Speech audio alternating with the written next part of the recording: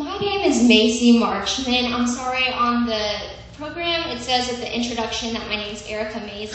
That's my friend. She wasn't able to make it today, so I took over that part for her. But I am so excited to announce this next speaker. He's been a part of my life since I was 5 years old. I really have learned so much from this man, and I'm sure you all will too. His name is Raymond Schultz. He's a 1991 graduate of Lubbock Christian University. Upon graduation, he served 6 years in the United States Navy.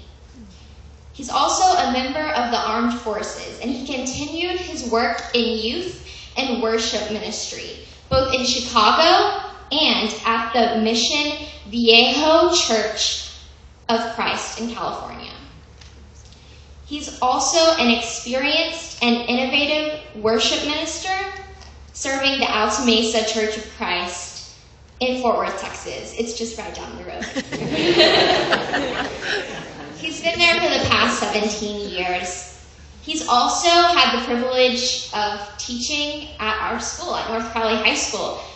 He's been a voice lesson teacher, so he teaches a lot of us in the choir. If Mr. Schultz has taught you before, if you would just raise your hand, if he's made an impact on you at all in choir. He always comes in and he'll listen to what we're working on, and he'll give us a few tips, and I know we all really have learned so much from him. His wife is beautiful. Her name is Katrina, and they have one son named Kenton, and then they have 2 beautiful daughters named Tara and Macy. This is Mr. Raymond Schultz.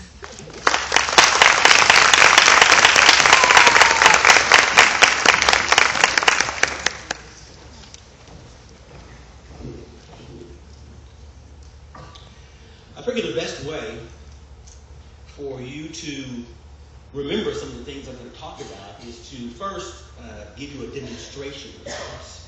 So I'm going to ask my lovely assistant, Elijah, if he would come up.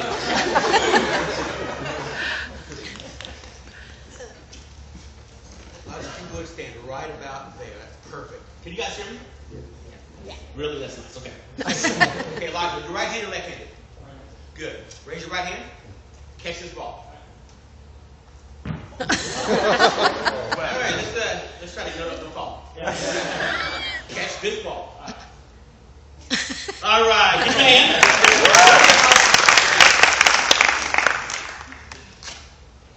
Okay, I want you to fold your thumb like this. That's perfect. I like that. Nice. Oh, that's good.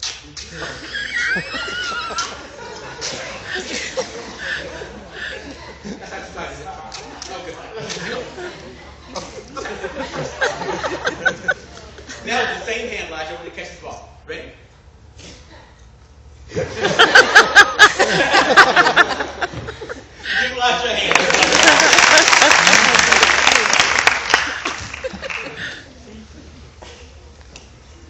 I figured that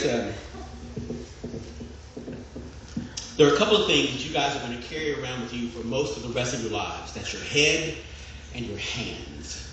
And so our object lesson today is going to come from your hand. I want you to, everyone raise your hand. Raise your right hand.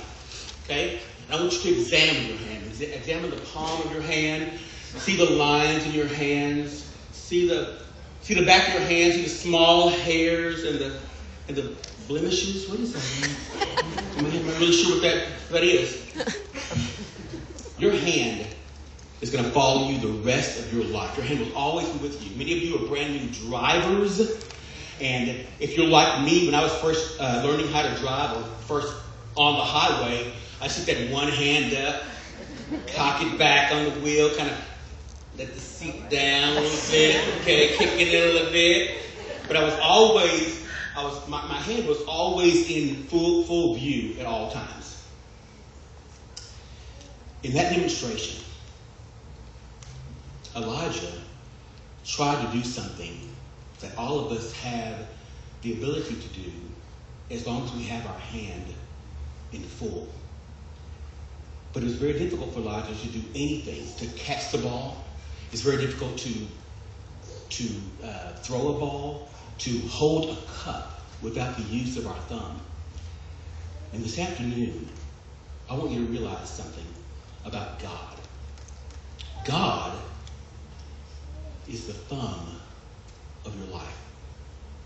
He's your highest priority, and without him, it is impossible to do anything of earthly value. So everyone raise up a thumb. And every time I ask you this question, you say God comes first. What's the priority in your life? God comes first. Say it again. What's the priority in your life? God comes. Say it louder. God. Say it louder. God comes first. First. He's your high priority. He's the most important thing in your life. Well, then there's the index finger.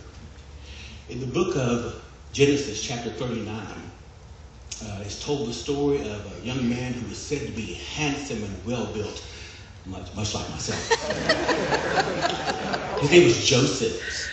And the thing about Joseph is not only was he a good-looking man, but he caught the attention of the wife of a well-respected man by the name of Potiphar.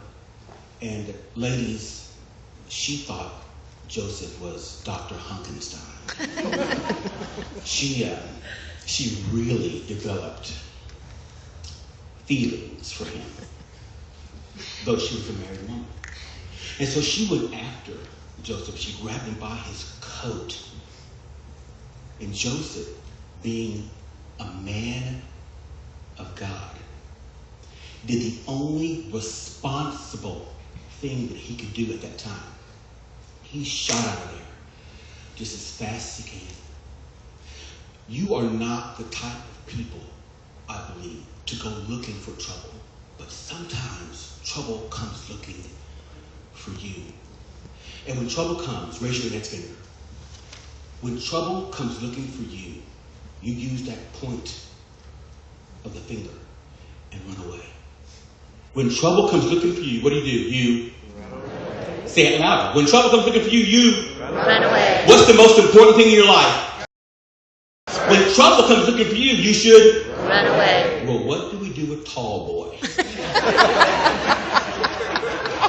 Tall boy is not the most popular finger on the hand. Oftentimes, speaking of trouble, tall boy can help you find yourself right dead smack in the middle of it, particularly on the highway weaving in and out. You were not created to live a life isolated from other people. The great thing about Tall Boy is that he's surrounded by others. He's surrounded by good people. Find a group of people who's going to help make you better. And you find a group of people that you can help make better. We're not meant to live a life of isolation. We have to surround ourselves with good people. Raise your whole hand. Don't show me Tall Boy alone. Okay? You're not meant to live a life in isolation. You should surround yourself with good people. Say it again. You should surround yourself with good people. Say it one more time. You should surround yourself with good people. It's a very important finger. On my left hand, it reminds me of an all-important promise that I made to an individual. There are going to be opportunities, unfortunate opportunities, for you guys to pass on telling the truth, on being persons of integrity, of keeping your word. And that ring finger is there to remind you to remember your commitments. Say it together. Remember your commitments. Say it again. Remember your commitments. What's the most important thing in your life? God comes first. When trouble comes looking for you, you should run away. Don't live a life in isolation. Always surround yourself with good people. And if your word is your bond, you will remember your commitments. And then lastly, those short in stature, and for some of you, rather stubby. You have the smallest and most overlooked finger on the hand, your pinky. But in American Sign Language, that pinky stands for an all-important letter. It's the letter I, meaning you. Whenever you look at the back of your hand and you see that pinky, I want you to see something in you that God sees in you, and that is, you're a winner.